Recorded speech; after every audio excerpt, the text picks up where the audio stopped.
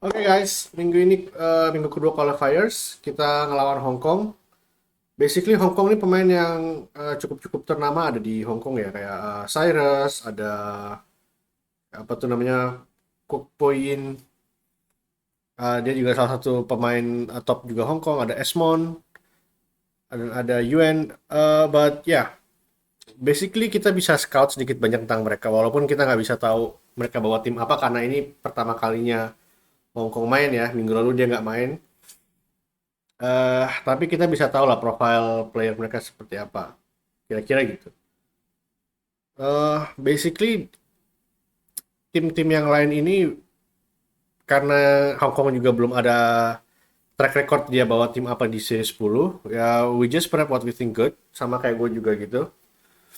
Eh, nah di sini Renal Janala harusnya dia nggak main, tapi harusnya ini Jonathan Zain yang main, tapi for some reason dia harus ada appointment ke dokter dan kebetulan lawannya agree untuk di subs walaupun sebenarnya dari peraturan Victory Road untuk subs itu paling lambat hari Kamis.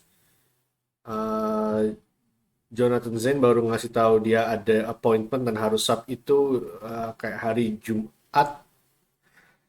I think ya kayaknya itu hari Jumat yang ngasih tahu. Tapi udah lewat batasnya dan itu kayak sehari sebelum dia harusnya main. Jadi Renalo Janala ini persiapannya sedikit untuk match dia di minggu ini.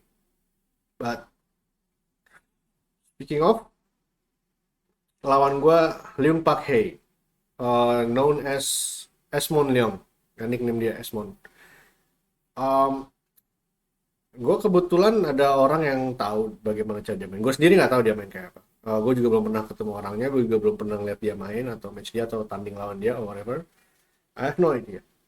Uh, dari info yang gue dapet, dia adalah juara regional 2017, terus ada top 8 atau top 4. So, ya, gue search nama dia di Limitless VGC,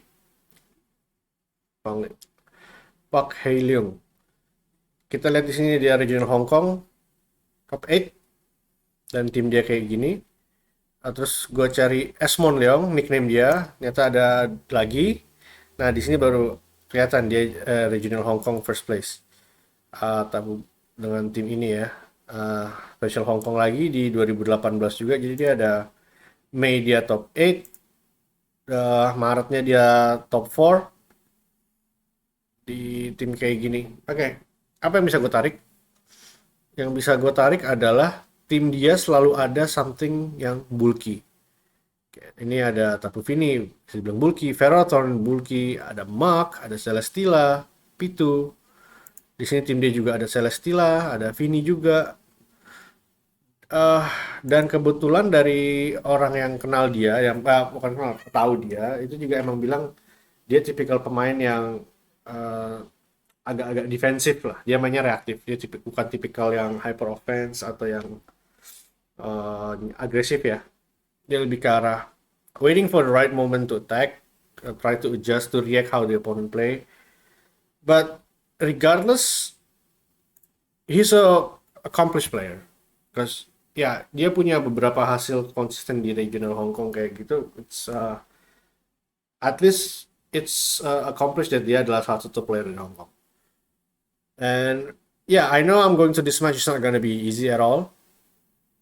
So this team, talk about the team. Tim yang gue bawa ini sebenarnya based on dari dua orang yang punya tim Lunala. Pertama dari Marco Silva Itali. Dia I don't know him personally, but gue nonton YouTube dia, Twitch dia, atau YouTube dia, dan dia pakai tim Lunala dia yang ada di tonya itu. Gue suka, I like how it can react, I like how it can pivot easily. Dan gue suka bagaimana dia maintain the pressure. I don't really remember what his original team is actually. Kayaknya I don't think he have Entei. But yeah, it's basically the Pokemon yang mirip-mirip tapi role-nya beda. Kayak dia di Tapu Fini dia tuh ada heal pulse dan nggak ada water move sama sekali. Dan dia juga nggak ada Entei. I think instead of Entei dia get Dito. But ya oke. Dan yang kedua adalah inspirasi dari temen gua dari Australia, Henry Rich. Uh, he's a really good player, knowing that dia kalau punya tim something yang you're not gonna expect. Like he always gets surprised. Like he always know what's good before everybody know it's good. So I talked to him. Dude, you get team or not? Just use Lunala team. Yeah, you got Lunala team at that point. So like, okay, fine. Uh, Based on that, I was like, yeah, okay. I think Lunala quite solid. I think Lunala quite solid. Dan yeah, basically uh, gue combine dua tim ini ya, dua tim dari dia dan dari Henry dan dari Marco gue combine. It's become like this. So basically di Labum di sini gue make sure dia bisa tahan Behemoth Lake. NT juga make sure. Well, I don't know what he's gonna bring, right? So NT di sini outspeed Calyrex karena in testing tim ini berat lawan Calyrex plus siapa tuh? Minchao. Jadi dengan adanya NT itu bisa one shot Calyrex dan dia lebih cepat juga dan dia nggak bisa di fake out. So yeah, it's pretty much NT adalah answer ke Zacian dan Calyrex. So this is basically it. Throat chop di Incineroar juga lebih ke arah kayak okay, I got another option against Calyrex. Tapi Vini Haze, well Haze is just Haze karena kalau nggak ada Haze, this team will lose to Cosmic Power Eternatus. So yeah, so that's pretty much my thought process going to this match. Rillaboom biasalah, Salt Vest. Oh ya, di Marco juga Stakataka dia itu Life Orb. Well, the damage is really good if it's Life Orb, honestly. Kenapa gue ganti goggles? Basically because Xerneas at the time selalu ditemenin sama Amoonguss. Jadi dengan gue pakai safety goggles, gue nggak usah takut di Spore, gue nggak usah takut di Rage Powder, dan gue bisa freely attack the Xerneas. So that's pretty much the idea behind the team. White Guard di Lunala lebih dan nggak ada protect, lebih apa ya, lebih ke arah kayak kalau gue ketemu Calyrex Ice, it can helps karena well Vini or Rillaboom or Entei kayak Rillaboom aja deh. Rillaboom dikasih lawan siapa tuh namanya Calyrex Ice, kalau dia nggak bisa Glacial Lance kena White Guard, so high horsepower is not gonna do a lot at all.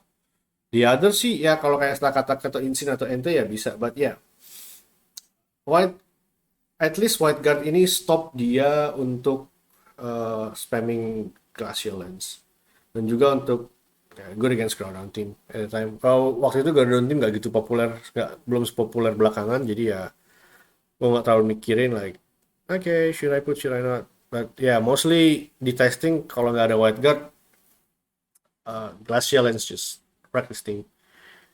Anywho, okay, langsung aja kita lihat pertandingannya. Okay, so this is the team. Rillaboom, Zacian, Incineroar, Urshifu, Regieleki, Landorus.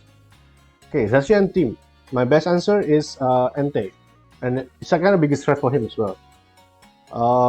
Yang bisa answer Entei di sana adalah Urshifu dan Landorus. Okay, so keep that in mind. I need to hati-hati sama Landorus dan Urshifu dia. Jadi untuk game 1, karena gue tahu lawan gue ini bukan lawan yang hyper offense based on what I heard, jadi gue akan lihat-lihat keadaan dulu dengan lead Entei Lunala. So it kind of covers kalau dia mau main agresif dengan langsung Zacian, itu dia bisa langsung hajar si Zacian, Entei gue. Dan kalau misalnya dia main agak pasif dan yang something yang threatening Entei, itu gue bisa switch out. Di belakang gue ada Incineroar dan Rillaboom lebih ke arah karena pivoting dan Zacian bisa diintimidate sama Incineroar. Game 1.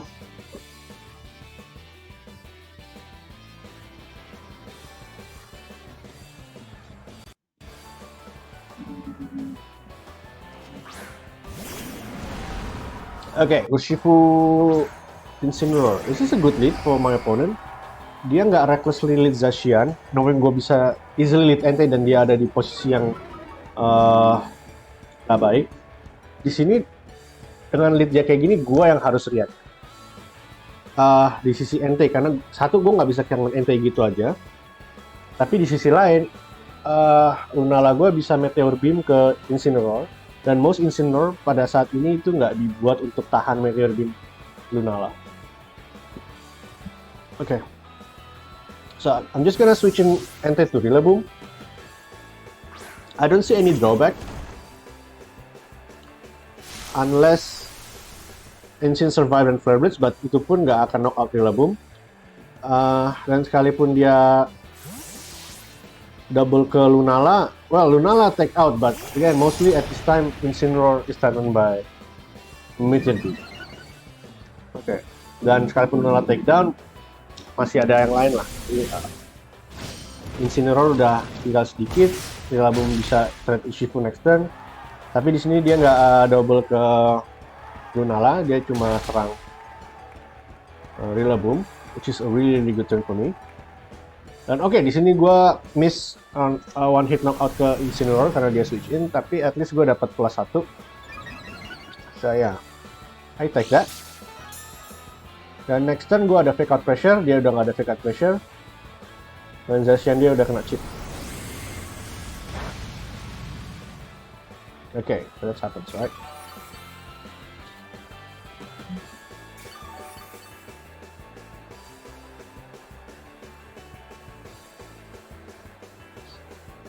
So di sini, oke, logically dia bakal protect salah satu atau bahkan protect dua-duanya untuk burn my fake out turn. Tapi ada kemungkinan juga dia nyerang. So at this point, gue nggak ngerasa double ke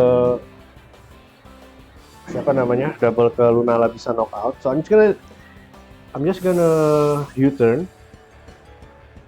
Beranggapan Urshifu dia Sash, to be honest, pada saat itu, karena I don't know, it's not revealed yet, and I suspect it's Sash. So by U-turning, gue bisa positioning ulang, dan kalau misalnya dia nggak protect atau whatever, I break the Sash. Right? Sekalipun dia protect atau subs atau gimana, ya udah, my position is still good. I'm still okay with that position. Gue bisa masukin Incineroar untuk straight intimidate Zacian again. So like, yeah, I'm still in the good spot. Dan gue dapat U-turn. Oke, di turn ini gue berpikir, by the time he's playing, it could be Sash. It could be Scarf. Because like, dia nggak takut di double, dia nggak takut fake out, dia nggak takut crazy glide.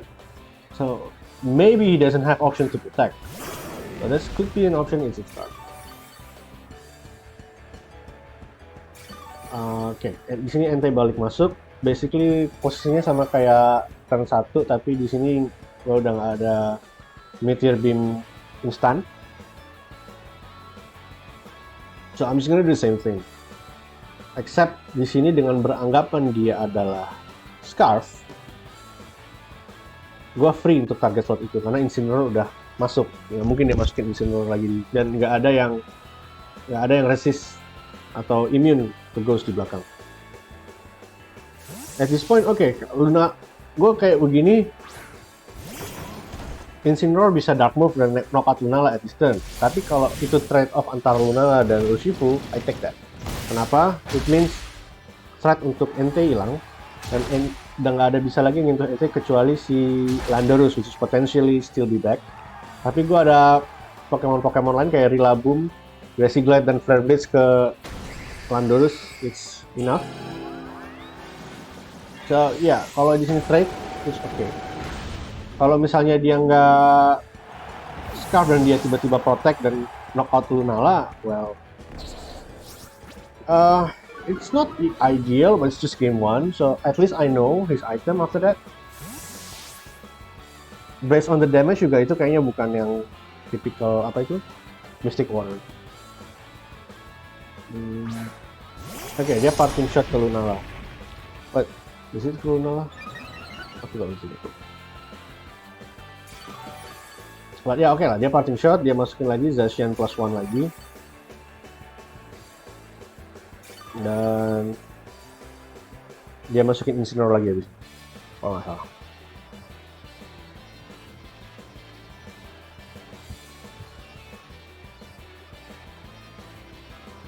Ya, that's Incineroar.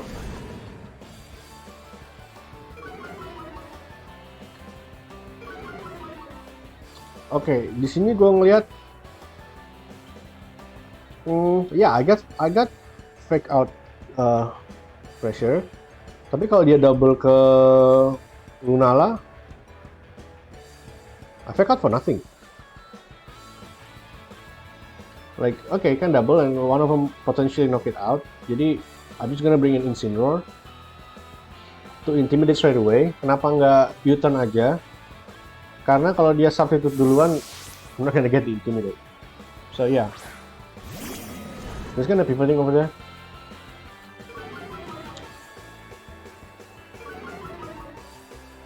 Dan sure enough, dia di sini protect, dia takut ada fake out dan Moongeist Beam ke arah situ.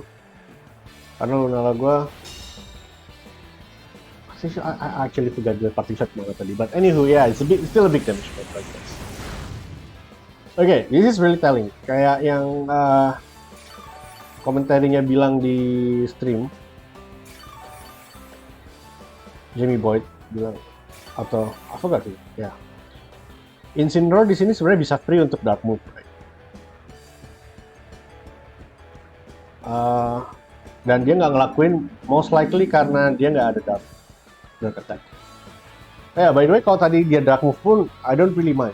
Karena tadi gue udah bilang, Urshifu udah out, so I don't really mind losing one at any point in this game. Okay. Dan gue fake out karena slot itu tadi dia baru protect. So it's pretty painful him that slot. Gue bisa fake out protect safely ke fake out Moongeist Beam ke that slot easily. Yeah, I don't really understand why he targeted Incineroar. Wow, yeah, I think I know. Mungkin karena untuk reduce Flare Blitz damage ke Zacian next turn atau even ke Rillaboom. So yeah, I think his play is really well thought. So, kayak seperti yang tadi info yang gue dapat, dia bukan pemain yang serampangan lah. I mean like he can win regionals, he can like ada hasil-hasil yang konsisten kayak gitu. He must know how to play. Okay, this turn gue nggak mungkin ngadu fake out. Jadi okay, if I get parting shot it's good. If I'm not, then whatever. Gue nggak masalah di sini kehilangan either one, dan emang mereka cuma bisa knock out either one karena ente akan masuk next turn. So kalaupun Incineroar di fake out dan nggak jadi parting shot pun, Zacian dia akan tetap ketrap sama NT, Rillaboom dia juga akan ketrap sama NT, dan di situ gue bisa parting shot lagi. Atau whatever I see fit at the time. In just recycle intimidate dan recycle fake out pressure. Ini oke, dari di sini U-turn, he's thinking about the same thing. The next turn is interesting. Next turn is interesting.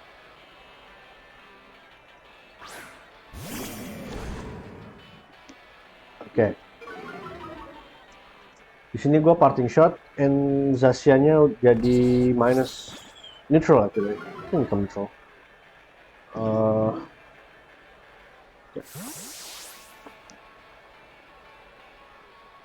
Like I said, something got knockout, NT comes in. Di sini gue bisa masukin lagi Incineroar untuk bikin dia -1. Dan jadinya, well, Zacian at -1 is not really doing much, especially ke Pokemon bulky yang kayak yang gue bawa ini.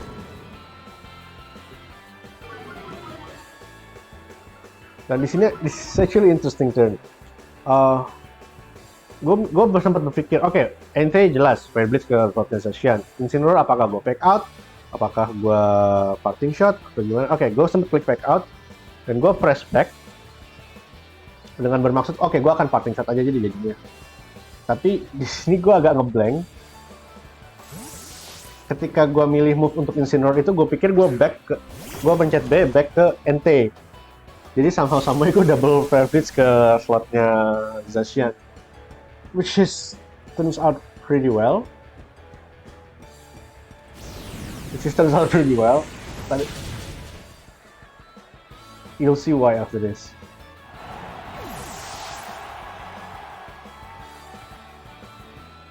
And dia parting shot. So Zacian comes in ke NT. So it means my Incineroar still neutral. Dan ya, sure enough, Incineroar gue deals a lot of damage to Zacian to the point that -1 itu nggak ngaruh ke NT.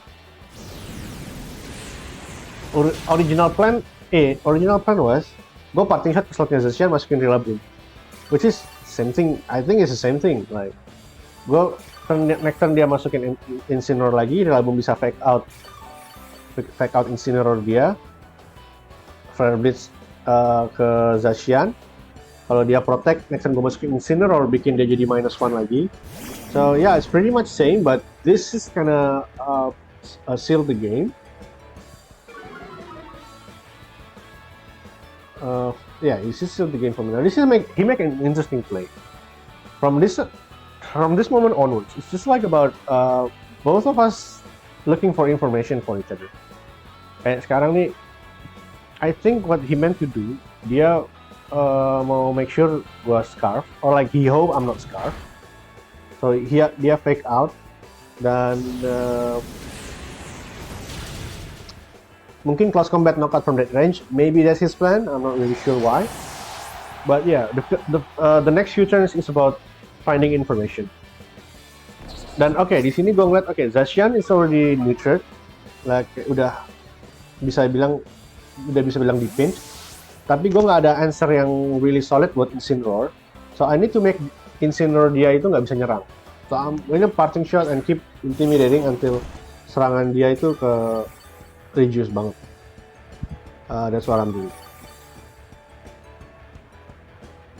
Okay.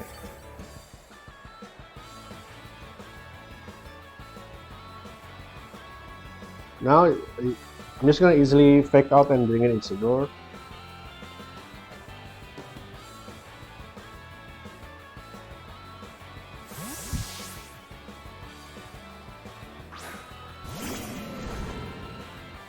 Next turn it's become clear that he is looking for information. Because this kind of a game of 3, right? Best of 3 like this. When you lose game 1 like this, you already know how to lose, but you just not benar-benar kalah. You can use the time to either you scout for another information, atau you use that time to think what you should do in the game 2, right? So I think that's what he's trying to do. Karena di sini dia fake out, dan this is like crucial moment.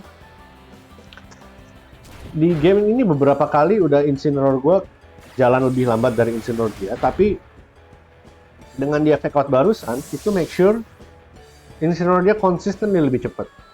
Jadi memang lebih cepat. Well, kalau dari gue emang tahu Incineroar gue nggak speed. I know that, but from his side, he doesn't know that.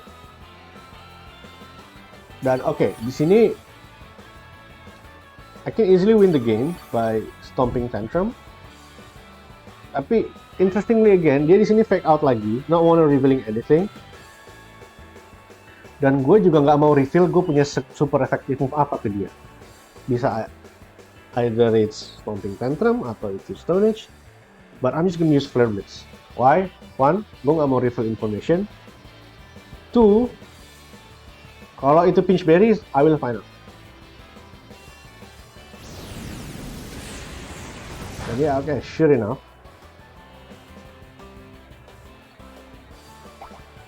it's Pinch Berry. So I know the item. I know it's not Assault Vest. Well, most likely Rillaboom dia Assault Vest memang sih, tapi not something else. I know it's a Pinch Berry. At this point, gua udah tinggal Flare Blitz lagi, dan gua bisa ngelakuin play kayak gini yang maksudnya gue nggak harus langsung knock out dia on the spot, itu karena gue udah nerf Incineroar dia to the point I'm not afraid from his attack anymore.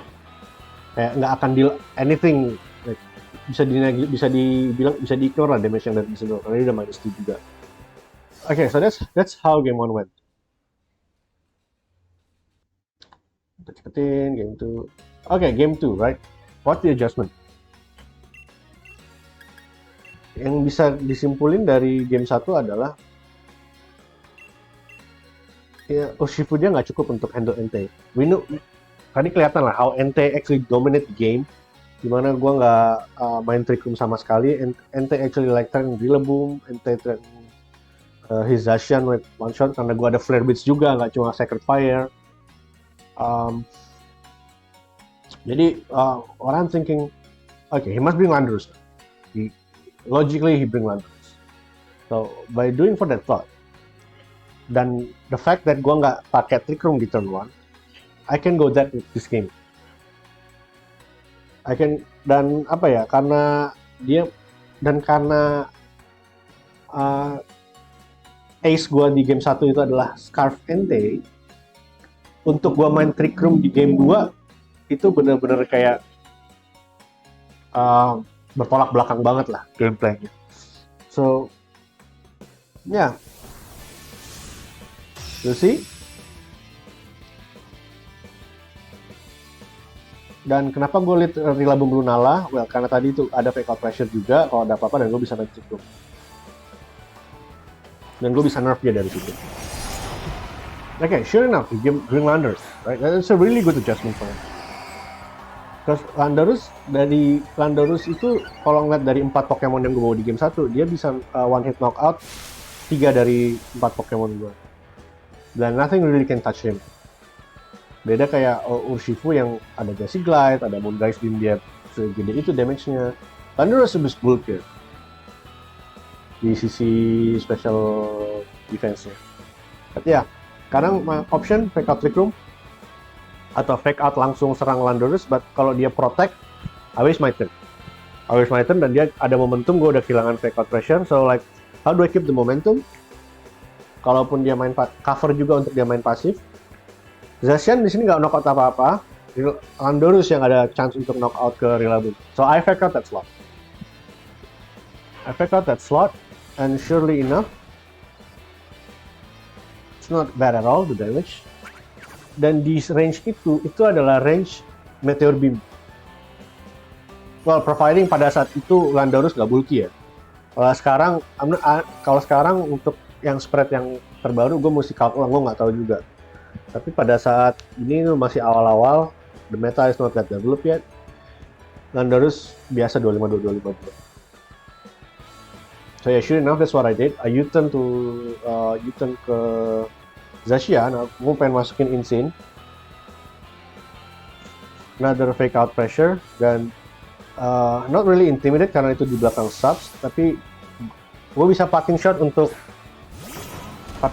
nembus ke subs untuk reduce dan pivoting again. So yeah, that's kind of the thing that I do. And I'm just gonna Meteor Beam for that slot.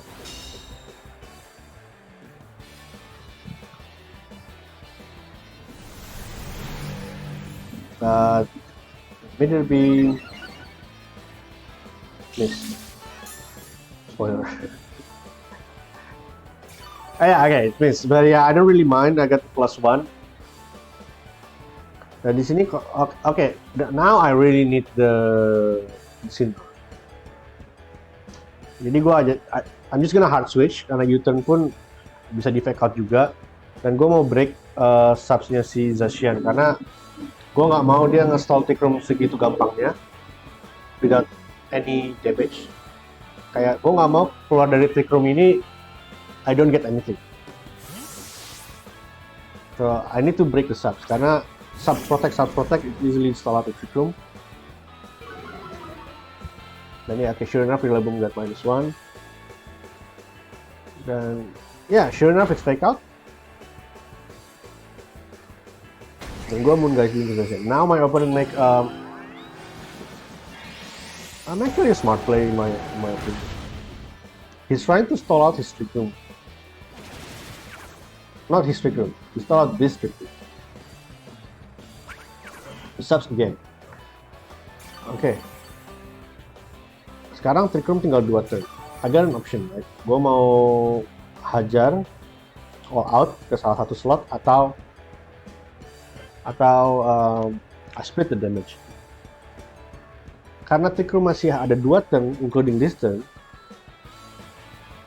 I choose to split the damage. Which is ini nggak bisa gue lakuin kalau Trick Room tinggal turn terakhir sekarang. Kenapa? Kalau dia protect dan dia bring in something, U-turn, he's gonna slow U-turn, right? Kalau dia protect dan dia bawa something yang threatening, Trick Room hilang, dia ada subs, dan gue nggak ada fake out pressure. I cannot do that. Tapi karena masih ada 1 turn Trick Room after this, di situ gue harus out. Dan karena slotnya Rillaboom itu biasanya dia nggak bawa protect, nggak ada slot untuk protect di movesetnya Rillaboom, I'm just gonna Flare Blitz the slot dan Moongeist Beam untuk break the subs. But now dia bringing Urshifu, which means dia reveal 4 Pokemon dia, nggak ada Incineroar, so I know how to play. Dan based on assumption yang belum terbantahkan juga di game 1 bahwa Urshifu dia adalah Scarf, I'm free to attack that slot, right? Zacian still in the sub, I'm just gonna nerf. Karena kalau dia masukin Landorus atau something, gue mau ada fake out pressure. Kayak misalnya, oke lah, gue knock out Urshifu, tapi gue Insane masih stay in the field. Next turn dia Landorus masuk, that's bad for me. So, I'm just gonna parting shot. Dia bakal jadi neutral juga, dan gue ada fake out pressure next turn untuk in case dia bawa Landorus di turn berikutnya. Oke, sure enough, kayaknya dia emang berpikir dia akan sack salah satu di sini. Karena kalau tadi gue parting shot, dia nggak bisa reset. Apa itu? Dia nggak bisa reset nerfnya dia nggak bisa balik lagi +1. Oke, this is Lunala +1, really strong attack. We know from the game 1 it should knock it out, and surely it did. Dan di sini gue ada fake out pressure.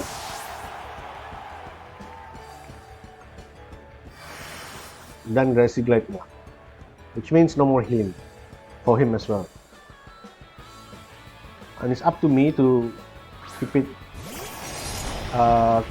it apa namanya? It's up to me to keep it the grassy terrain.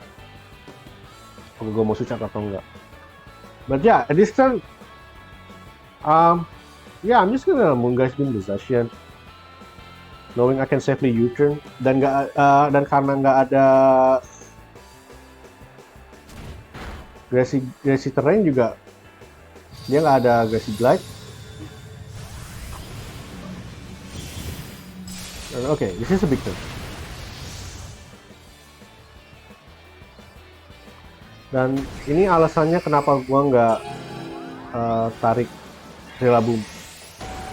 Satu, karena gua nggak pengen ada Grassy terrain balik. Dan this is why, karena kalau gue berhasil knockout Zacian,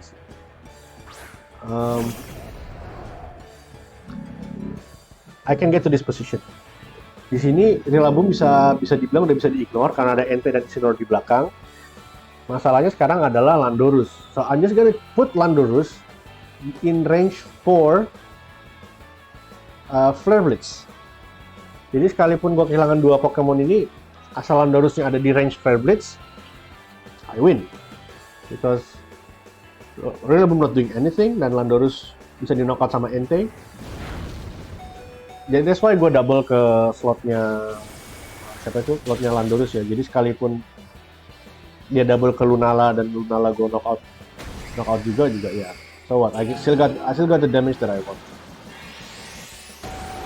And surely enough, it knocks it out. Yeah, at this point it's pretty much over already. Wood emang. Kalau misalnya di turn sebelumnya dia tadi protect Zacian dan dia break the Shadow Shield ke Lunala, I don't really mind that karena next time Incineroar bisa masuk gitu aja. Dan yeah, Lunala still pretty much bulky. And then, this is the closing of the game.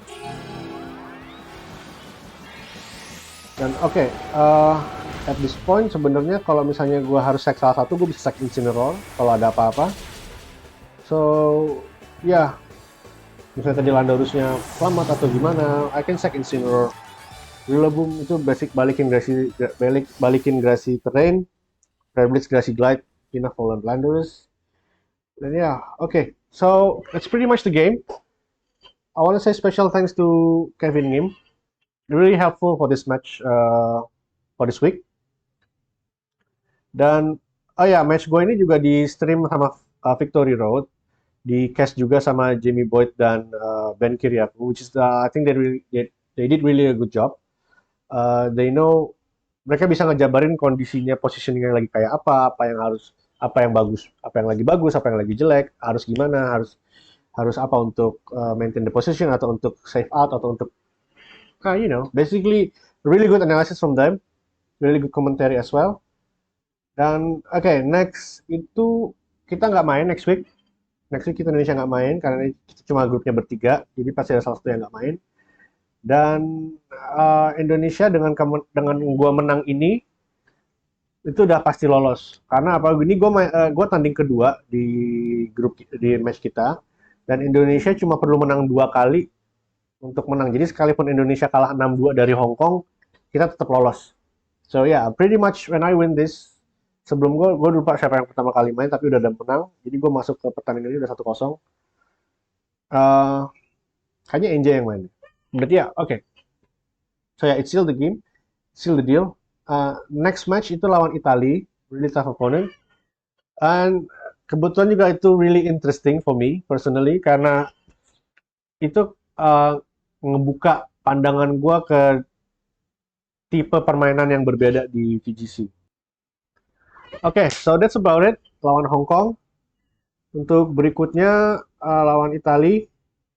See you next time.